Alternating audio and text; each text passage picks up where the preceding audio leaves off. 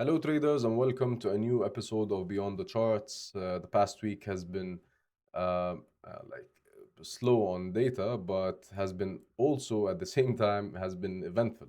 I'm saying that because the U.S. government shutdown is finally over, and uh, on Thursday, last Thursday, the US government or the Congress passed the bill to actually reopen the government. The government is back on, and we expect to see more news releases in the coming weeks. But Caroline Levitt, which is the spokesperson for the White House, said that the CPI numbers, the inflation numbers, and the labor's market numbers, which are the NFP, the unemployment, may never be released because the agencies do not have enough time or like lost so much time uh, to gather the numbers. So they don't have the numbers now. They might be lost forever, and they will not release them. We had the CPI on Thursday, but they pulled it from the economic calendar as always, because there were no agencies open at that time. Hopefully, like the coming weeks, we will start seeing the numbers coming again, the CPI numbers, the unemployment, the NFP, and so on. But the numbers for October, I think, are lost forever. All right, so now let's get to it. Let's start with the weekly high impact news calendar and see how each piece of news releases impacted the markets. All right, so Monday we did not have anything of high impact. Tuesday we also did not have anything of high impact, so we start with Wednesday. We only had the German CPI, which was the previous reading was at 0.2. The forecast was an increase in inflation at 0.3, and the actual came in line with expectations at 0.3. So the inflation is ticking up in Germany. Um, but the reason behind this rise in inflation is mainly because of energy. The energy in Europe is um, getting more expensive, so that also like had the domino effect on the rest of the economy, and we saw inflation rising, which confirms that eurozone is in disinflation, meaning that they're lowering inflation now, which also supports the ECB's flexible cut path. How did that impact the market? How did that release impact the market? We saw the DAX gaining 0.2%, and the US Open was neutral. We like the S&P gained 0.1%. The gold remained flat because like it was expected. Euro USD gained 0.1%. GBP USD stayed steady. Nothing of major, like it wasn't like so major the movement. All right, so then we had the USD coming from the US. We had the 10-year note auction. The previous was at 4.117%, and the actual came lower than the previous at 4.074%. All right, so what does that mean? It means that yields fell from the prior reading, which indicates strong demand and signals safe haven bid and Fed cut bets. All right, which also means like easing to borrowing costs. Now, how did that impact the markets? The Nasdaq gained 0.3% as lower yields lift tech usually. The gold gained 0.2% on yield drop, and the FX majors, mainly talking about the USD, lost 0.2%. All right, so that's it for Wednesday. Let's see Thursday. Okay, so on Thursday, we had, oh, that was a big day. So we had the GDP coming from the UK. We had the quarterly GDP, the yearly GDP, and the monthly GDP all came out at the exact same time. So the previous reading for the quarterly was 0.3, the forecast was 0.2, and the actual came in at 0.1.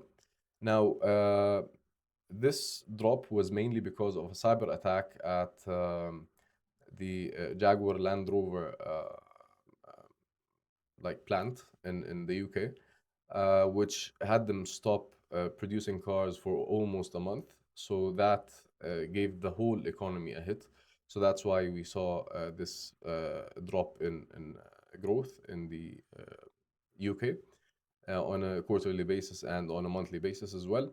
Now, on a yearly basis, year over year, the previous was 1.4, the forecast was 1.3, and the actual came in at 1.3, so as expected. So how did that impact the markets? The FTSE 100 lost 0.4%. The Dow lost 0.2% because of the spillover. The gold gained 0.3% after this release. GBP USD lost 0.3%, and the Euro USD remained flat. Now, what else happened on that day? The crude oil inventories. We had the crude oil inventories from the US. The previous was 5.202 million. The forecast was a drop in inventory to 1 million, but the actual came in at a surplus of 6.413 million. So they expected to have 1 million barrels in their inventories, but when they finished counting, they discovered that they have 6.413 million. So what does that mean? It means that the demand is not keeping up with the supply. The supply is like overpowering the demand, which is of course bearish for the oil prices, and we saw that on the oil. Let's see how it impacted the markets. Now, the energy lost 0.6%. Energy stocks lost 0.6%. The S&P lost 0.3%.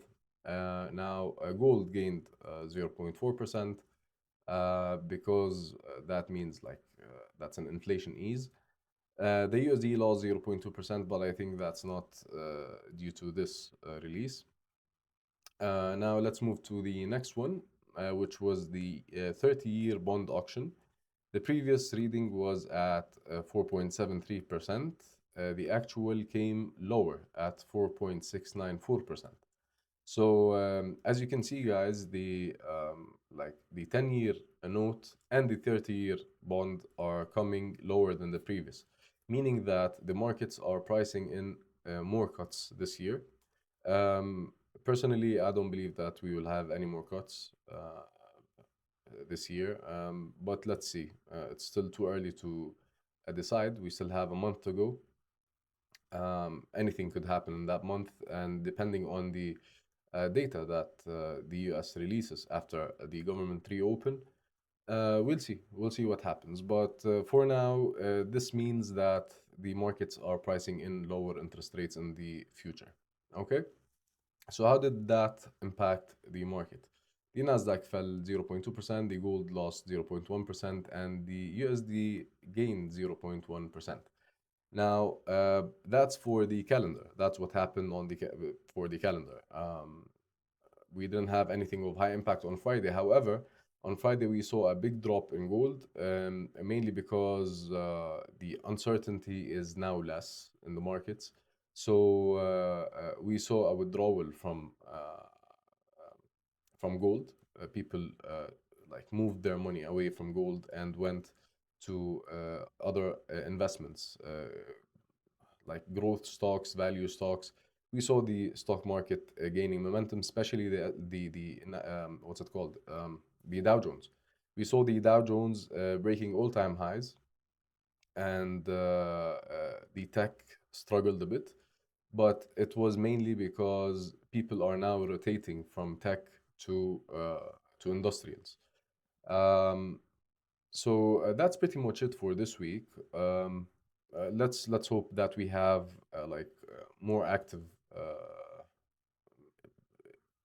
economic calendar next week, so that we can have more to talk about. But for now, I think that's it.